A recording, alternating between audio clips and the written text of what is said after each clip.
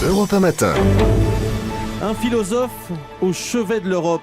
Bonjour Bernard-Henri Lévy. Bonjour. Merci d'être avec nous. Sur Europe 1, vous avez publié ce week-end avec d'autres intellectuels une tribune dans Le Monde anticipant rien de moins que la mort de l'Europe. On va y venir dans un instant, mais vous étiez aussi hier soir au Théâtre du Rond-Point à Paris, à l'appel de Pierre Berger. Vous avez participé donc à cette soirée en faveur du mariage pour tous. Et vous avez parlé, je cite, de marée noire de l'homophobie ancestrale. On est forcément homophobe quand on est contre le mariage gay ? Écoutez, je ne sais pas si on l'est forcément, mais ce que j'entends depuis quelques semaines, c'est en effet ça. C'est-à-dire les gens nous donnent des raisons extrêmement compliquées d'être contre le mariage gay. La réalité, ce que j'entends, c'est ce vieux fond noir de l'homophobie française et au-delà de la France, absolument. Quelle est la raison qui vous pousse, vous, à être en faveur de ce mariage pour tous ? L'égalité et l'égalité des droits. Voilà, c'est une question de principe. Le mariage, c'est pas un sacrement, c'est un contrat, et c'est pas aux prêtres de quelque religion que ce soit de dire le droit des contrats. C'est à la République, c'est au Parlement, c'est au peuple souverain. J'entendais un archevêque l'autre jour qui disait « le Parlement, c'est pas Dieu le Père ». Bah si, pour les contrats civils, c'est-à-dire pour le mariage, le Parlement, c'est Dieu le Père. Donc il va voter cette loi. Et d'ailleurs, je pense, surtout depuis le succès de la journée d'hier et de la soirée d'hier organisée par Pierre Berger, vous verrez, la loi passera, les députés feront. Enfin, il y avait beaucoup plus de monde dans les rues il y a 15 jours contre ce texte. Oui, mais c'est pas une question, c'est pas là, je voyais, on compte là par dizaines sur les petites machines. Vous verrez, la loi passera. Je suis beaucoup plus inquiet pour le sort de l'Europe, dont on parle ce soir, en effet, au Théâtre du Rond-Point à 19h30. Là, je suis beaucoup plus inquiet. Encore un mot sur les religieux n'ont pas le droit de donner leur avis sur cette question ? Bien sûr que si. Oui. Ils ont le droit de donner leur avis, mais la parole du croyant ne doit pas l'emporter sur la parole du citoyen. C'est aussi simple que ça. Bien sûr qu'il faut donner son avis quand on est un religieux.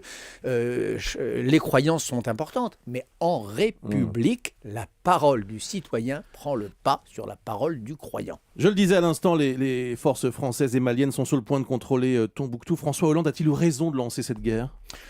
François Hollande a eu totalement raison de lancer cette guerre, et l'Europe, et ça nous ramène au sujet de ce soir au Théâtre du Rond-Point, a totalement eu tort de ne pas l'accompagner.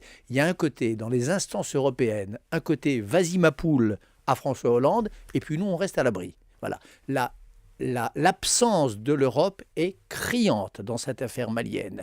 Le silence de l'Europe est assourdissant. La solitude de la France aux portes de Tombouctou, qui est en train de faire, l'armée française est en train de faire quelque chose d'extraordinaire, de supprimer la possibilité d'un État djihadiste aux portes de l'Europe. Enfin, l'Europe est aux abonnés absents. On peut aussi dire que la France a des liens particuliers avec l'Afrique, avec le Mali. C'est pour cette raison que la France est en première ligne. Tous les pays européens n'ont pas cette histoire. Mais arrêtez, ça c'est le vieux monde. Le nouveau monde, c'est que l'Europe comme telle était en train de voir naître un État terroriste à ses portes. L'Europe s'en est lavé les mains et la France est seule aujourd'hui. Les soldats français sont seuls à l'aéroport de Tombouctou. Il faut les saluer, mais il faut déplorer cette absence tragique de l'Europe. L'Europe n'est pas en crise, elle est en train de mourir, écrivez-vous.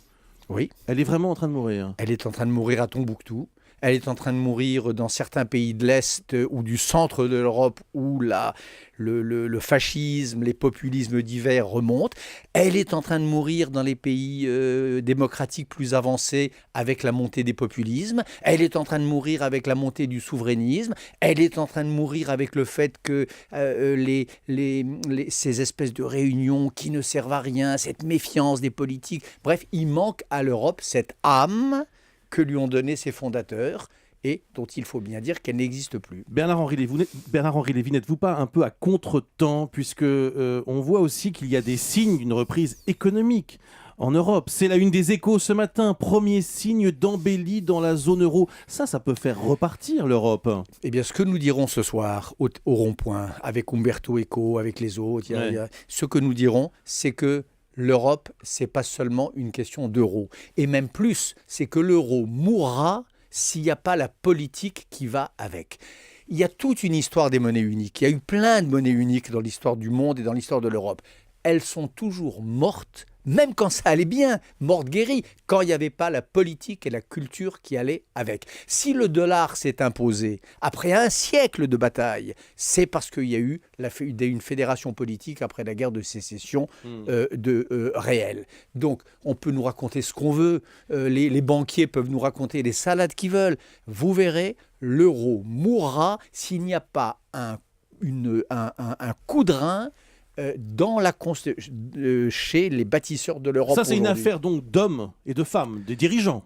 C'est une affaire de dirigeants, naturellement. Ouais. Alors, je sais qu'ils font de leur mieux. Je pense qu'on est trop sévère à l'endroit de Hollande et Merkel, etc. Mais quand j'entends Berlusconi qui fait l'éloge de Mussolini hier ou avant-hier, il est aux antipodes de la... Alors, il n'est plus Premier ministre, grâce au ciel, mais de l'esprit européen. Et c'est pourquoi ce soir, nous disons, Salman Rushdie, Claudio Magris, Peter Schneider, on dit deux choses. On dit, les politiques sont trop souvent aux abonnés absents, eh bien, on essaie de reprendre un petit peu de ce bébé-là.